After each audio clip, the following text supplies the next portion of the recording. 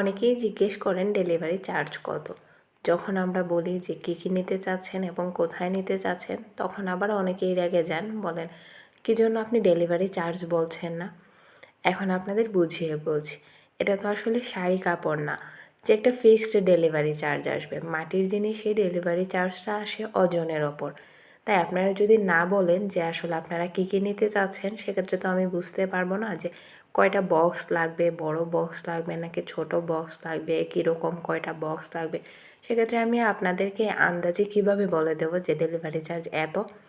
তো এই জিনিসটা অনেকেই বুঝতে চান না। যখন জিজ্ঞেস করি যে কী নিতে চাচ্ছেন কাইন্ডলি একটু জানাবেন, তাহলে আমাদের বিলটা বলতে সুবিধা হবে, তখন আসলে অনেকেই রেগে যান। তো এইগুলো রাগারাগি করার আসলে কোনো কারণ নেই। এই জিনিসটা একটু বোঝার চেষ্টা করবেন। এবং মাটির জিনিসে ডেলিভারি চার্জটা কখনোই শাড়ি কাপড়ের ডেলিভারি চার্জের মতো সেম হবে না। তাই এটা নিয়ে দয়া করে ভুল বোঝাবুঝি করবেন না। ভালো থাকবেন সবাই।